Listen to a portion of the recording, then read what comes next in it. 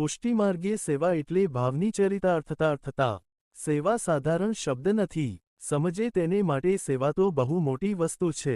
સેવા એટલે સ્નેહપૂર્વકની ભક્તિ. ભક્તિ એટલે પ્રેમ. શ્રીનારદજી અને શાંડિલ્ય મુનિની ભક્તિની વ્યાખ્યા એટલે કે પ્રભુમાં પૂર્ણ પ્રેમ. વેઠ ઉતારાય તે સાચી સેવા નથી. ભાવનાથી ભાવ સિદ્ધ થાય છે.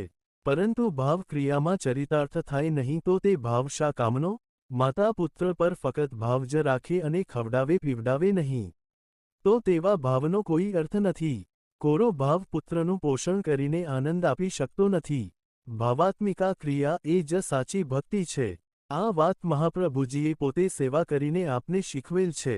પ્રીતમ પ્રીતગી તે જાય પૈયે પદ મુજબ પોતાના સ્નેહ મુજબ વ્રજજનો વ્રજરાજ કુંવરને ભોગ ધરતા, વિવિધ શૃંગાર કરતા અને જીવનની બધી ક્રિયાઓ ખાવું, પીવું, સૂવું વગેરેમાં સેવાનો ભાવ રાખીને પછી શ્રી ઠાકોરજીની ભાવાત્મિકા ક્રિયા રૂપ સેવા કરતા હતા અને તેથી જ પુષ્ટિમાર્ગના ગુરુનું પદ પામ્યા. શ્રીમપ્રભુએ સેવાની વ્યાખ્યામાં ચેતતત્પ્રવણ સેવા બતાવેલ છે. તે ભાવાત્મિકા ક્રિયા જ સાચી સેવા છે.